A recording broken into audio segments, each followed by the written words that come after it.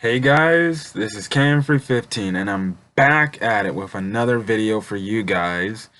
And this is part 5 of the crossover of Crisis on Infinite Earths and the last episode of Crisis on Infinite Earths. And yeah, so if you are just now checking this video out, you just recently came from my Crisis on Infinite Earths part 4 review and stuff like that. And here we are with part 5.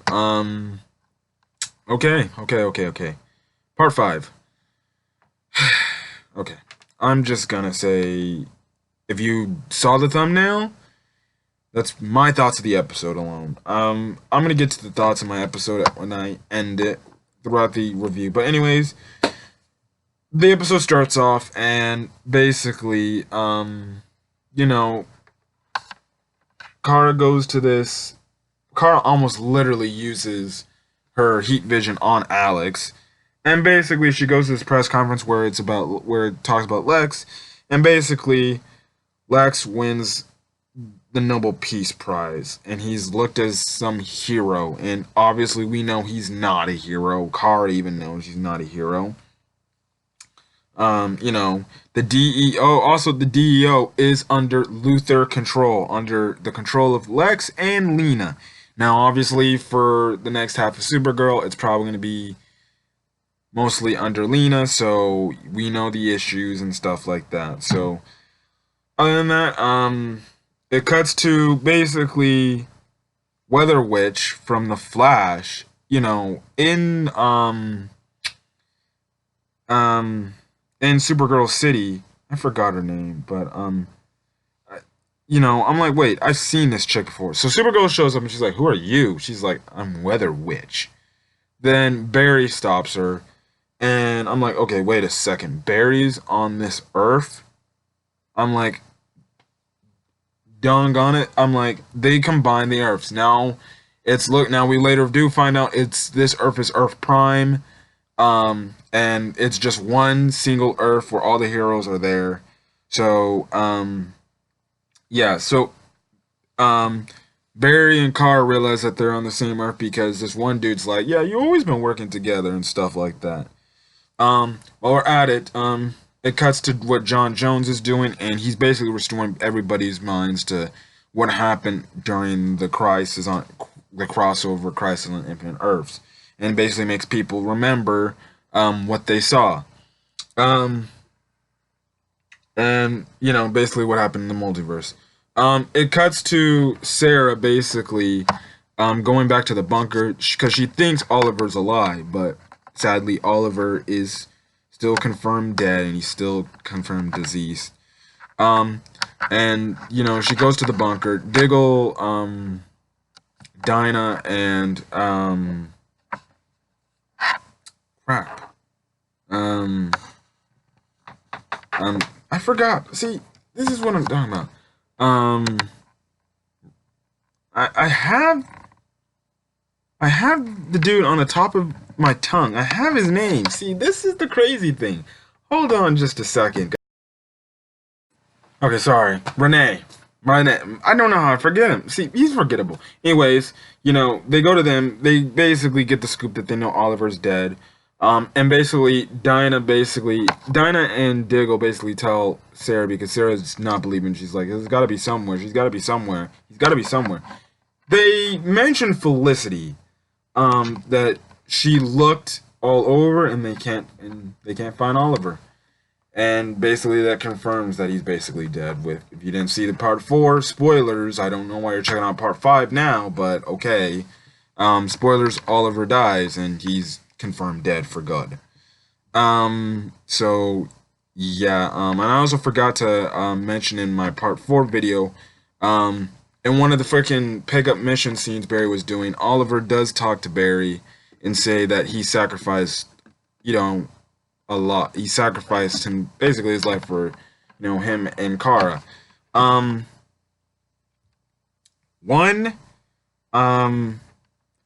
This is kind of my first thing of the ish. This is one of my first issues of this episode. Okay, so they mention Felicity, My thing is this: with all the cameos they were making in this crossover, they couldn't bring Emily Bett Rickards to come in. Now maybe she might appear in the final episode of Arrow, which I think she probably will, but I don't see why she wouldn't make an appearance saying like, yeah, Oliver, I looked everywhere for Oliver, I can't find him. My scanners have looked everywhere, I can't find him. I don't know. Look, it is whatever. It is what it is. Um, and basic, yeah. And then Sarah, she's having a hard time basically believing that he's dead. And when she finally comes to the realization that he did die, her and Diggle have a sad little hug, and it's all set. Now, then we cut to Star Labs. John Jones basically makes Caitlin remember.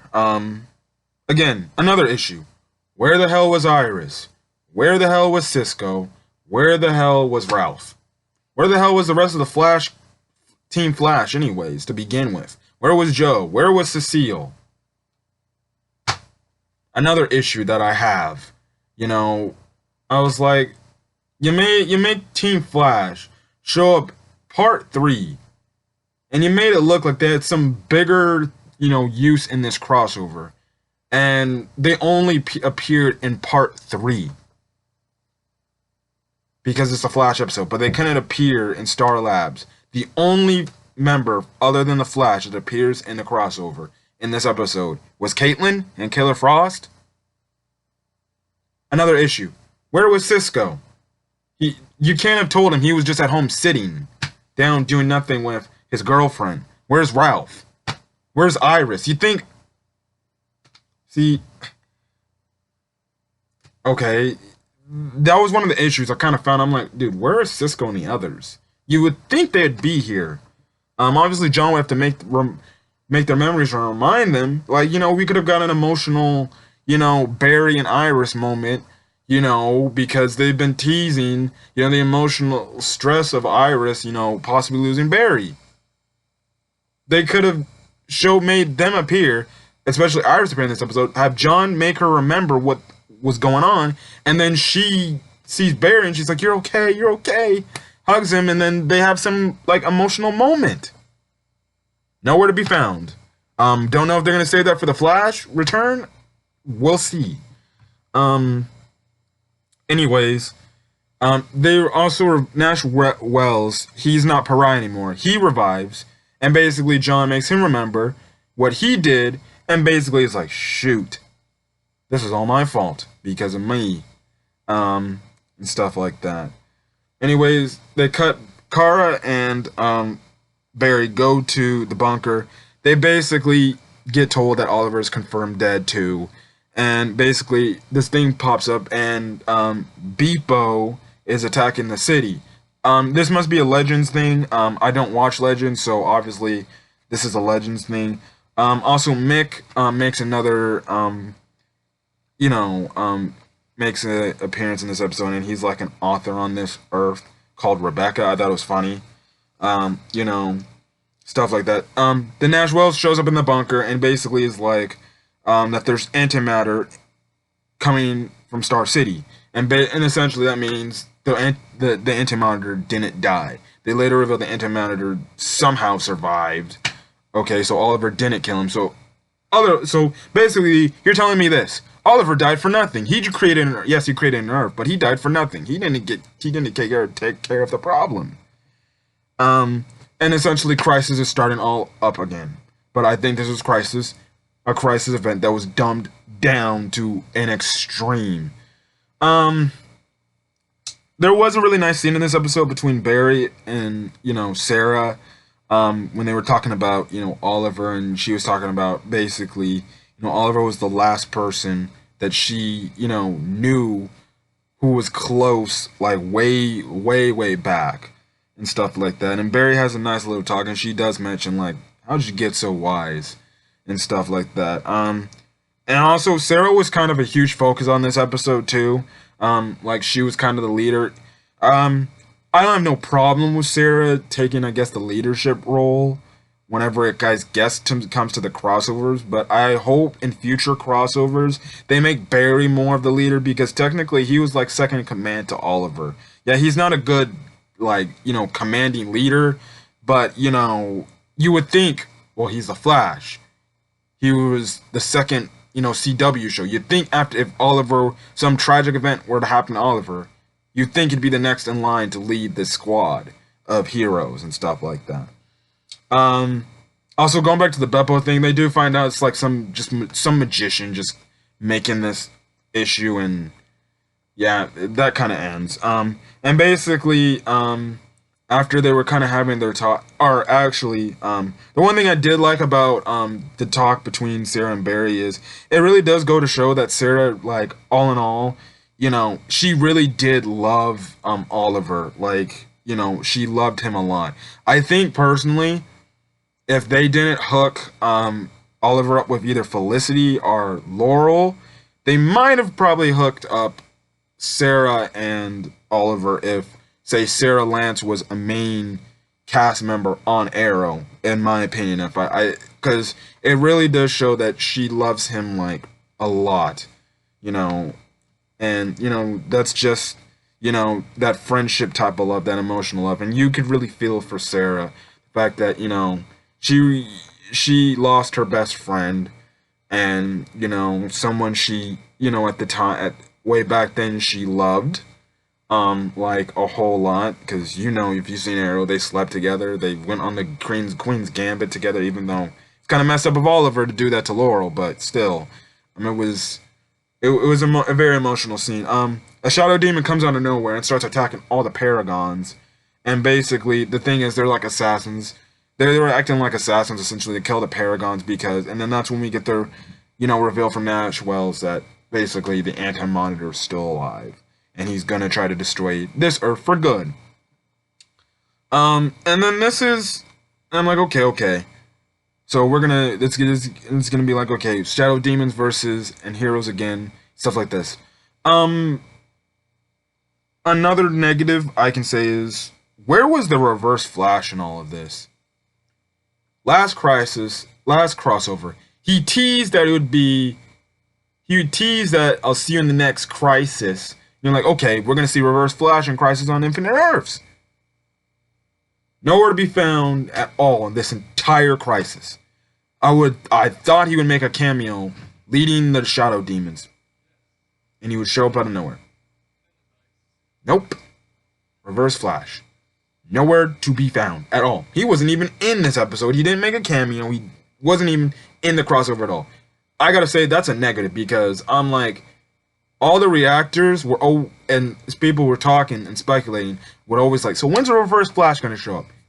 He doesn't even show up this crossover. I'm like, well, he hinted at the last crossover he'd be there at another Crisis. If you're gonna tease something, why not make him show up? And plus, wasn't it in the Flash newspaper that he led the Shadow Demons? No Reverse Flash, so, that kind of pissed me off a bit. And then the final battle against the Anti-Monitor, I don't know. I don't know how you guys feel, but the final battle versus the Anti-Monitor was really, really bad. Literally, just to beat him was to get, essentially, what Ant-Man does, the little ring, throw it at him, and he shrinks down to literally like the quantum realm, essentially. And he gets smaller, and he's defeated. That's what happened. They get this bomb, they just basically make a bomb. Wells, Ray, and Ryan Choi, they make this bomb that essentially just shrinks him down so small, and keeps shrinking him, to the point he can't do anything. Superman's getting crushed by this guy, and looking like Kara's gonna do something. Ray's like, hold up, throws the bomb, and he gives it to Kara. He's like, throw it like a girl. I'm like, huh? She throws it like a girl, whatever. And then it hits the dude. He shrinks. That's it. That's how they defeat the Anti-Monitor. I'm not even joking. That's how they defeat the Anti-Monitor. They just throw a shrinking bomb. Just a bomb that makes him shrink. So you pull something out of Ant-Man, and you just made him shrink. You didn't have some epic conclusion. That's it. That's how they defeat the Anti-Monitor. You know, I'm thinking we might get a possible berry sacrifice. You know, something. That's it. A bomb, a shrinking bomb. That's it. Shadow demons disappear. World saved. Threat averted. I was like, you've got to be kidding me. That's it? That's just very anticlimactic then. What was the point of even having a part 5? You might as well should have ended part 4 off, you know, after Oliver made the new Earth. They realize that they're all on the same Earth. Everyone's brought back. And that's where you end the crossover. You give your memorial service to Oliver, and that's it. Another thing that was kind of bad. The memorial service for Oliver was kind of, if you ask me, kind of pathetic too. You know, I would think it'd be like some huge funeral. No, they kind of just say this. The funeral essentially is the President of the United States of this Earth essentially just says, you know, Oliver Queen sacrificed his life to defeat the Anti-Monitor. I don't know how the hell they knew about that, because they knew nothing about that. And they're like, please give us a moment of silence. I'm like, that's the funeral? And then at the tail end of the episode, a select few of the main heroes just, you know, do a memorial scene, stand and talk about, I guess, what Oliver did for them in their lives. Not all of them talked, but, you know, that was it. And I was like, that's the funeral scene? Jesus, Avengers Endgame's funeral scene was much better than this, with the limited characters that they had in that. You know, if they're gonna do a funeral, where the hell's Diggle? You know, where the hell is the other? Where's all the Team Flash? Where's all the Legends? Where is all of Supergirl's companions and friends? Where are all of well, Batwoman could just been alone, but where all of Team Arrow, his team? You know, where are they? Nowhere to be found. The Oliver funeral, you know, goodbye scene for good. That's it? I don't know. I don't know if they're going to have some kind of big funeral in Arrow. I think from what I heard is they're just going to cut right to like, the future. Also, if you have an issue with the, like, you know, the future kids not showing up, I guess since everything's fixed now, they would be transported back to the future. You know, I have thought they would have been in this episode and they would have realized, wait, my dad's dead for good now. You know, I guess we're gonna have to see that in the next Arrow episode when they cut back to the future. But you know, the Oliver death scene was pretty pathetic. I think they tried to, and then they tried to rectify it at the end by, I guess, essentially, you know, making, you know, a Justice League, essentially, because they just did a Justice League, like, reference, a cameo. They had the table, and then they panned up the sheet, and it was basically the Hall of Justice, essentially. And that's kind of where the crossover ends. Like, let me check my notes. Oh, well, it has Oliver monologuing about the multiverse and the Earths. Superman's flying around also, and Lois calls him up, and she talks to him. She's like, yeah, the boys are, you know, it's like, you need to come home because the boys and stuff like that. And Superman's like, the boys? So obviously now instead of having one son, he has two sons now. There is going to be a Superman TV show, a CW TV show, so I will be checking that out too. So we'll see where that goes. Also, you know, in the monologuing of Oliver talking about the multiverse and stuff like that, he does say that he does talk about the current Earth we know is Earth Prime, and while they mention other Earths like Earth 2 and stuff like that, I think Earth 2, the cameo was Stargirl, which is a show I will check out. Another Earth they reference is Titans. They reference Green Lantern, albeit they don't show, you know, really, you know, Hal Jordan or, you know, the previous, you know, Green Lantern. The people who speculated John Diggle would be Green Lantern. They referenced, Brandon Routh's Superman Returns. There was some other cameo. I don't know what that was from. And then they also do a cameo from Swamp Thing. I guess they tried to rectify it with the,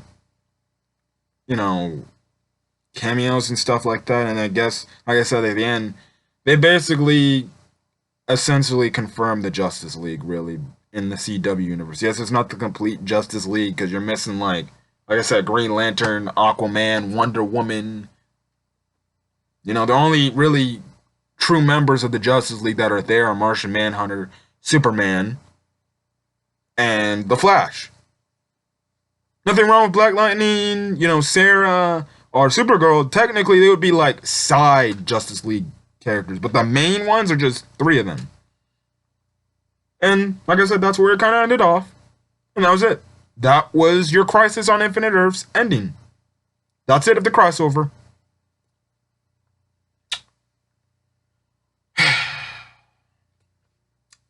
I just gotta say this.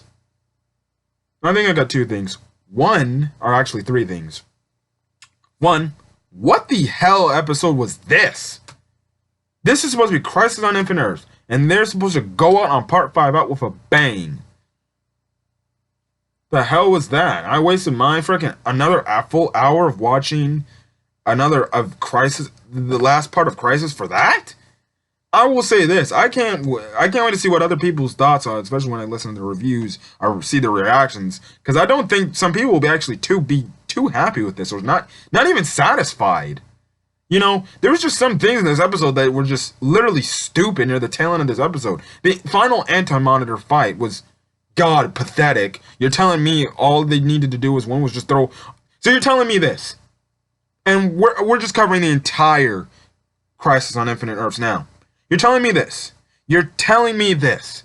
So the Anti-Monitor was such a huge and such a big threat to the multiverse. All you had to do was just make a bomb that shrunk him down to literally atoms. That's all you had to do to beat him? Then why didn't you not do this thing way back in the first episode, whenever he showed up? Why did you not realize, you know what, guys? Let's make a freaking miniature, a shrinking bomb. So one, that devalues whatever the Anti-Monitor did in this entire freaking Crisis on Infinite Earth. I'm not trying to, literally. It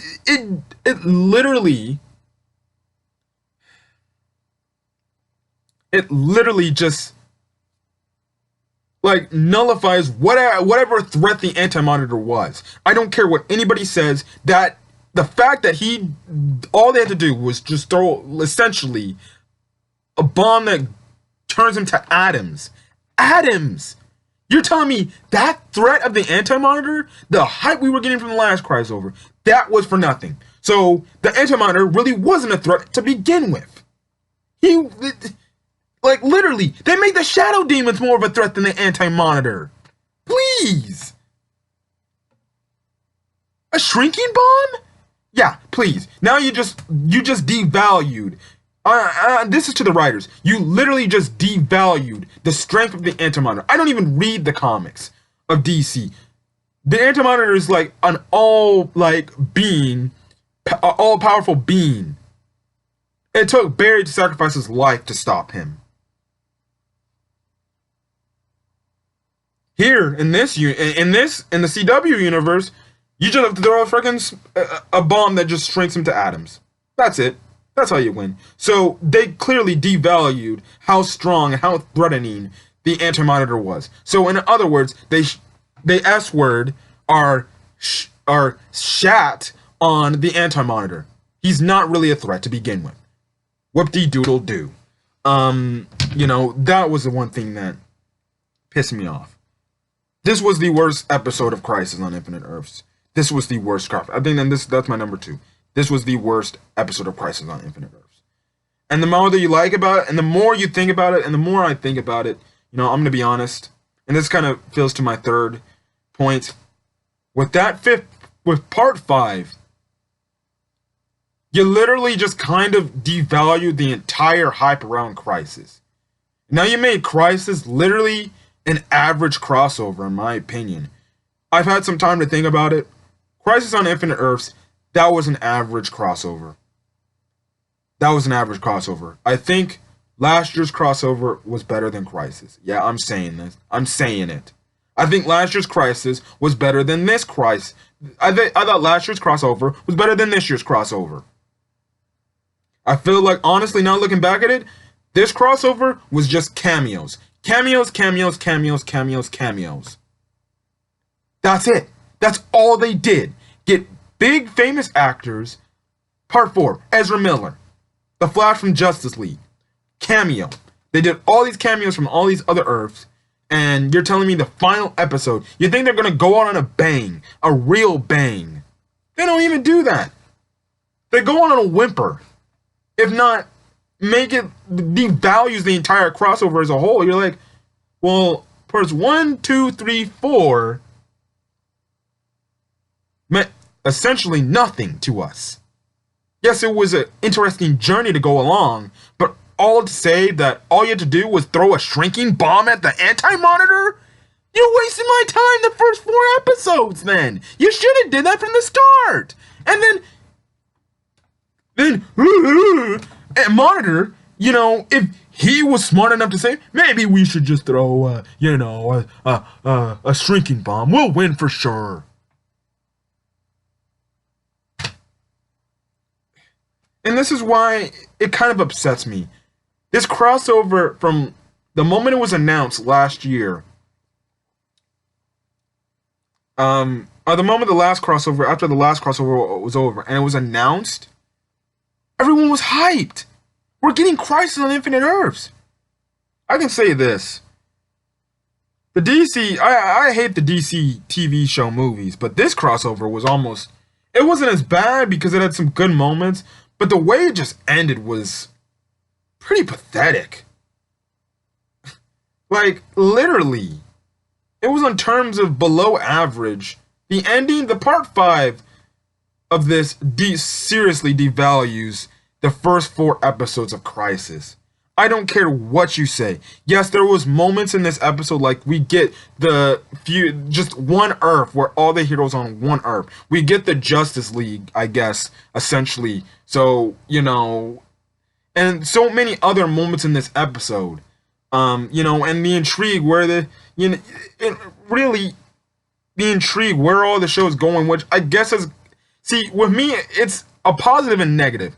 Now the fact this is all fixed and dandy do, what's gonna happen now for the shows? Now it's just question marks. So are some of the shows gonna go back to the same issues that they were going to? Okay. I don't know. I don't know. Where's Flash going from there? You know.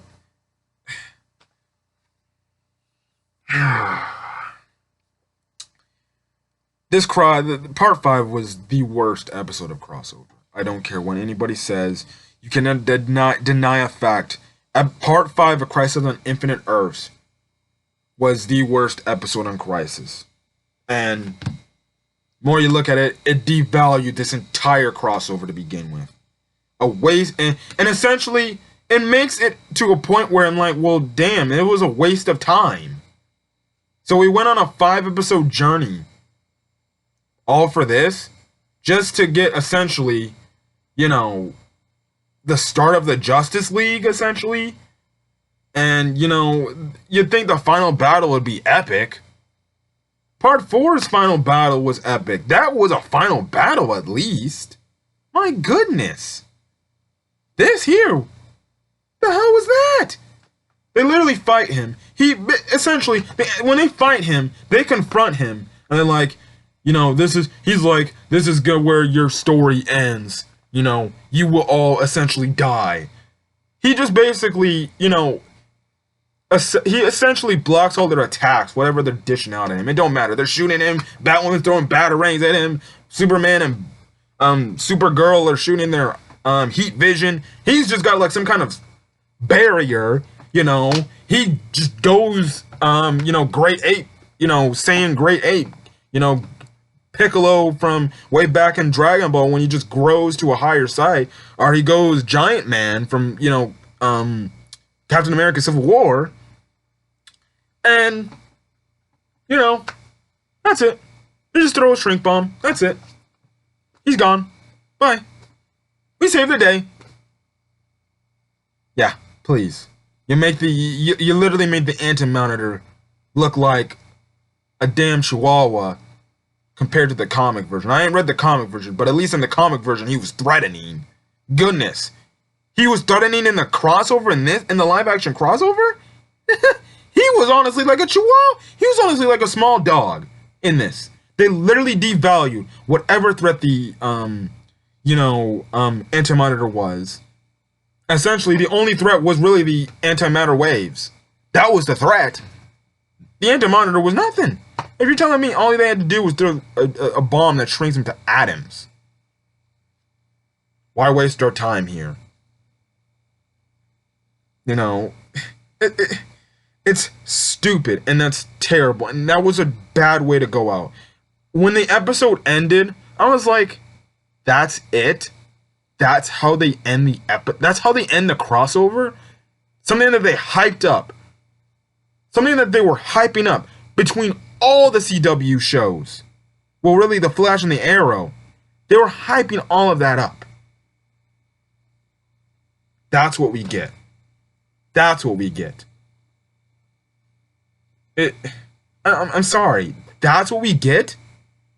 You're telling me you're going to end up what's supposed to be maybe make it go down as the best crossover out of all the CW shows, even surpassing future crossovers. That was good. That was it? This is supposed to be the crossover where nothing else could beat it. I think last year's crossover was much better than this one. And this is talking to a guy who liked the first 3 episodes. You know, episode 3 being my favorite. But now looking back at it, just looking at the tail end, it's like you eating something with that bad taste in your mouth. Or you're smelling something really good, and then a skunk comes a skunk comes around and stinks up the joint. That's how I can define the crossover. It's smelling like roses. And then part 4 and 5 is when the skunk comes along. Or part 4 is like this. The skunk comes along, he don't bother you. But then part 5 is when the skunk sprays, and you're like, God, get that out of here! I did not like the way how they defeated the Anti-Monitor. Because like I said, and I've said it like already a lot of times in this video, they devalued the power of the Anti-Monitor. He was literally no threat. I cannot wait to watch other people's reviews and reactions to that. Because they're going to be like, that's it? That's it? Again, where's the reverse Flash? He didn't show up nowhere. He was essentially gone. And then, like I said, the last thing I got to conclude off with before I end this video is the Oliver funeral scene. The Crisis on Infinite Earths is supposed to be like hyped up to the Avengers Endgame standards. Yes, there would be a lower budget in terms of not making it being a movie, but Jesus, you would think the Tony Stark funeral scene was much better than this funeral scene. You're telling me you only have Black Lightning, who knows nothing about Oliver. He even mentions it. He's like, he tells Barry like, I knew nothing about him. And it was kind of also, I don't know if you saw this. It was kind of an insult to injury when after they were kind of done, Barry's like, well, you see guys, I want to show you something. And he's all happy. I'm like, you just like are getting out of this emotional funeral scene.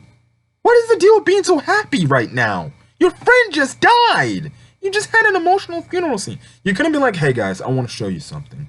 In honor of Oliver, let's create this league called the Justice League. Now they don't name drop the Justice League, but essentially they reference the Justice League not from the Hall of Justice, but in the table. Essentially. And it was in that same hangar, I think from that one crossover like a few years back. I think that was the 3rd crossover or something, or the very first one. I don't know.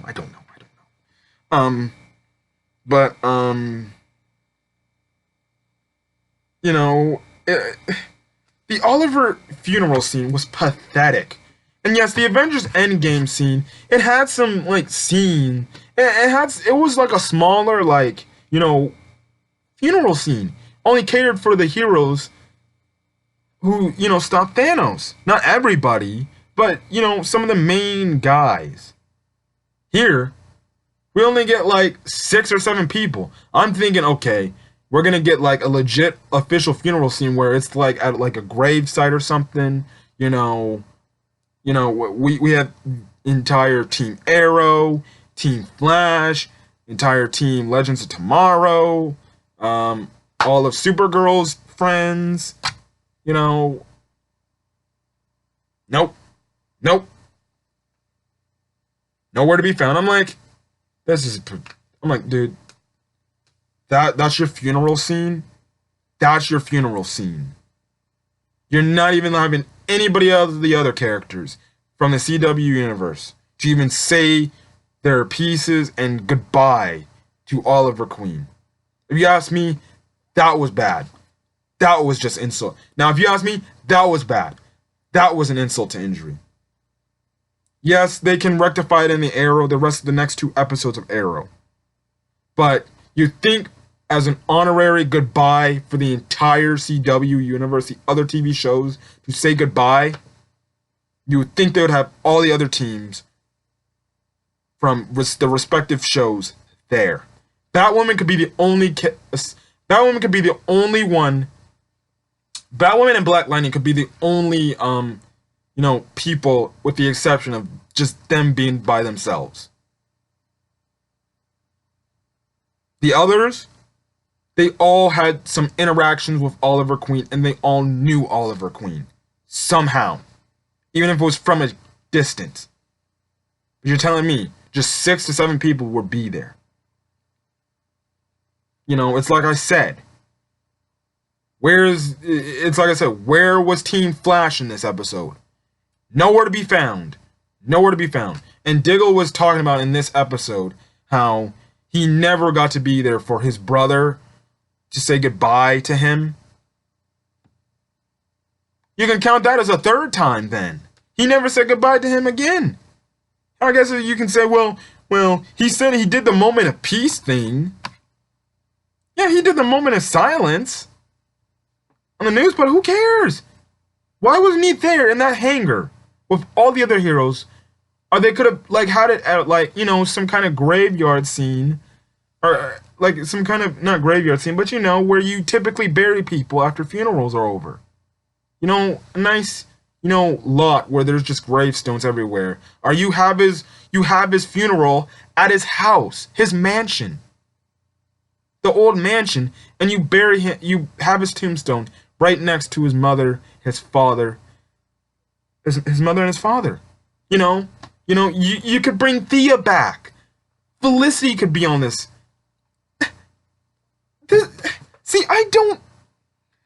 They really just, and this is the thing where it just upsets me. That's where it kind of upsets me the most, along with the Antimatter defeat.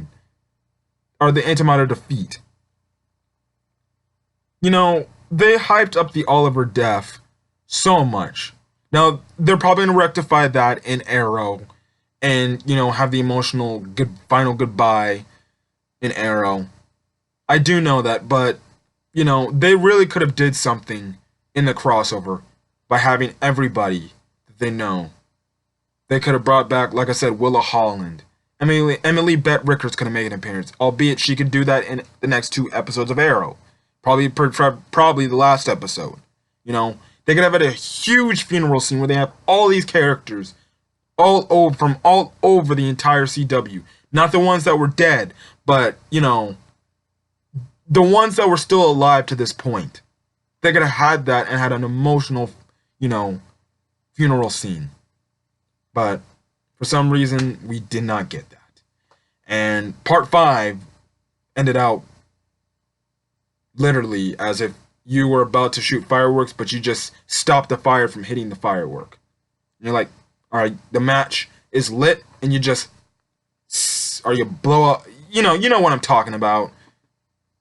It's supposed to go off a bang, boom, boom, like fireworks. But no, let's cut it short. Let's stop that match. And that's the best they were going to give us. They seriously wasted. Essentially, I feel like my time was essentially wasted. Some of the things that we were hyped to get didn't happen. And yes, it was a different turn, a different take on Crisis. Yes. But come on, at least give a little bit of some respect to Stephen Amell's character by giving him a nice proper funeral. Now, will we get that in Arrow episode 10? Maybe we will, where everyone just makes a cameo appearance in Arrow. And that's the legitimate goodbye to Stephen Amell's Oliver Queen. That's just my thoughts. I don't know what your guys' thoughts. I thought this episode was the worst episode of Crisis. I'm not even going to give a rating for it. It deserved... The first half was alright. The first half of the episode was right. It was that second half that just killed it for me. Killed it for me. I saw some tweets saying some tweets were saying like, that's it? That's a pretty bad way to end the Crisis. Look, don't hype up something that you're going to do and then you end it on a pretty bad note. I don't care what anybody says. I don't see how you can say the crossover ended the way that you thought it would end. I thought it would end much different. I thought the final battle of the Antimatter would be much grander scale. Not really. They just kind of threw a bomb at him that shrunk him. Were you expecting that? You can't have. And then the Oliver Queen, really goodbye funeral for the crossover. You'd think they'd have all the other people from Team Flash, Team Arrow, Team Supergirl. No, they weren't there. Look, it's 41 minutes, and that was just me ranting about the last, I would say, 20 minutes of the episode. The Crisis on Infinite Earths. As a whole, what did I think? I thought it was okay. It started off really good, like I said earlier. It smelled like a very beautiful blend of flowers. By part 4, it kind of went on a down. It really went on a down. Picked up a little bit near the tail end. And then, part 5 was there and then dropped. And like I said, it's when the skunk came in for part 4, it just didn't pay you no mind. But near the tail end of part 5, that's when it sprayed at you and you smell like skunk. And it stinks. That's just my thoughts. I don't know what your guys' thoughts. So anyways, if you like this video, leave a like. If you dislike this video because of my thoughts, my opinions, go ahead, dislike the video. You may say otherwise, that you liked part 5 and you thought it ended a good way. I'd like to hear your thoughts in the comment section. I really would like to hear your thoughts in the comment section if you want to comment on it. What were your thoughts on the crossover, the Crisis on Infinite Earths crossover as a whole? And what did you think of part 5? I thought it wasn't any good, really. Other than that, yeah. Crossover as a whole? Average at best. I would say C-. C, just C. Oh, I want to give it a C-. A C. It was average. It started off really good, and then it just petered off a little bit.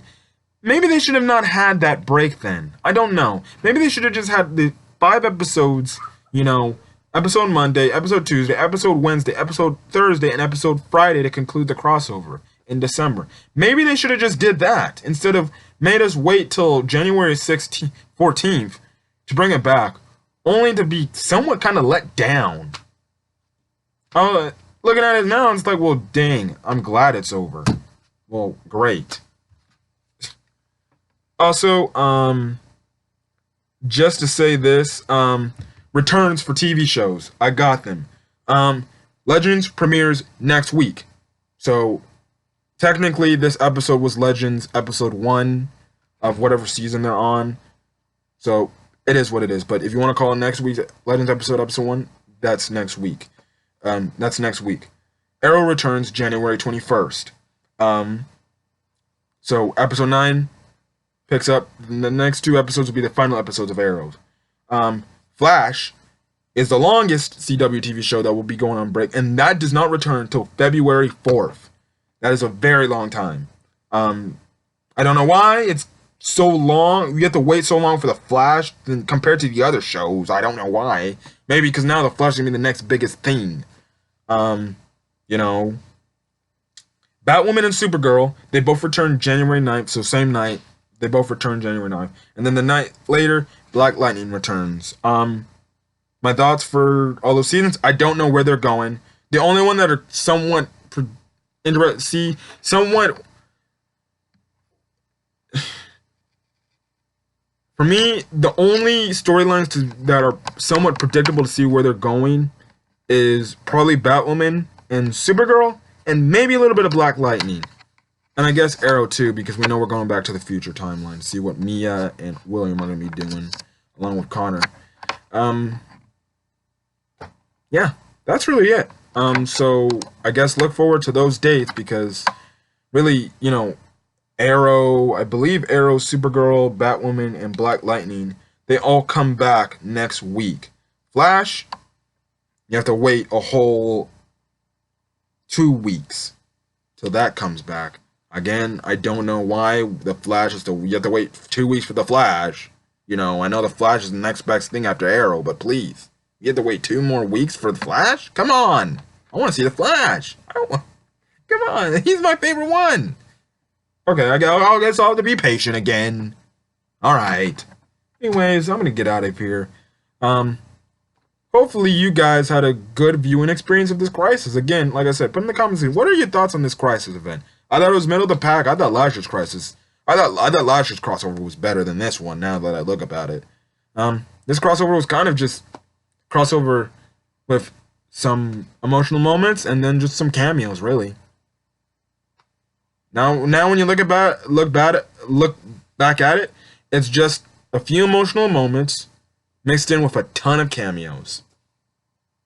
And I feel like that's the only reason why they brought those actors, just for some really cool moments and stuff like that. Not to say that I didn't have fun watching the crossover. I did have fun watching the crossover. It's just that tail end of part 5 kind of killed it for me, and I was like, well, you just literally ruined the not really ruined the crossover, but you made the crossover worse than what it should have been. So other than that, I'm gonna get out of here. I've been on this video for 47 minutes. I'll see you guys in the next video. So catch you guys later. Peace.